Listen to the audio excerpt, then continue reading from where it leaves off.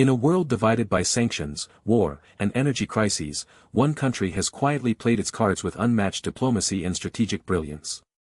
India, once a passive player, is now turning heads at every global summit. Why? Because while the West imposed sanctions and the world panicked over oil prices, India kept calm and bought more oil from Russia.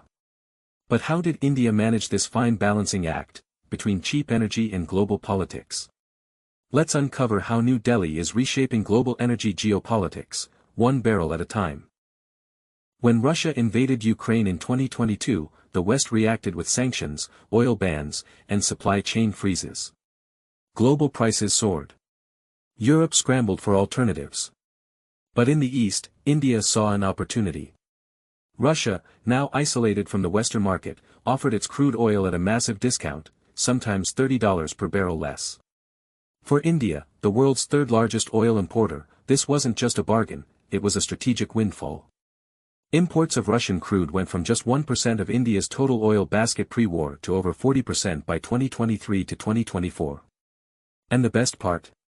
India was paying in non-dollar currencies, sometimes in rupees, and even UAE dirhams, avoiding the dollar-dominated system.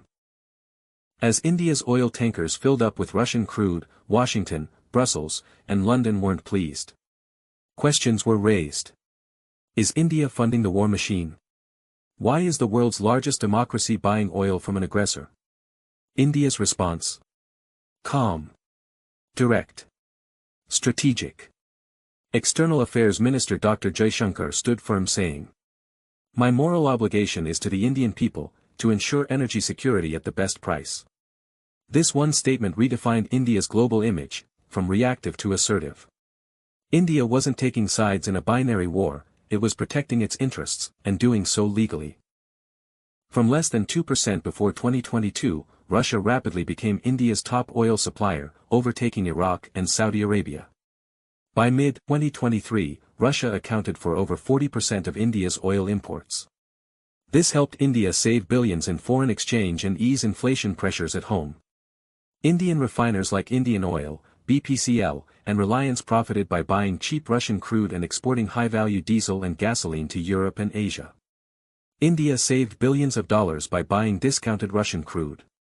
That crude was refined in Indian refineries, some of the most efficient in the world.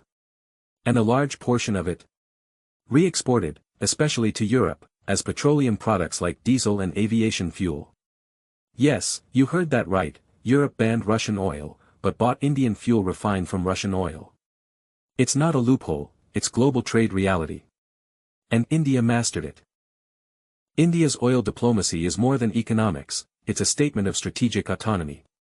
It says, we will not be bullied by blocs. We will engage with all, on our terms. While building Quad alliances with the US, India still buys from Russia. While engaging in free trade talks with the EU, it still refuses to toe the Western sanctions line. And yet, no country has dared to penalize India, because it remains an essential partner on all fronts. This isn't neutrality. This is multipolar diplomacy at its finest. With elections behind and a confident mandate, India is now diversifying import payments into rupees and yuan, expanding strategic oil reserves, and pushing for oil trade corridors with the Middle East and Central Asia. In 2025, India is not just surviving in global geopolitics, it's thriving. Don't forget to like, share and subscribe for more such stories.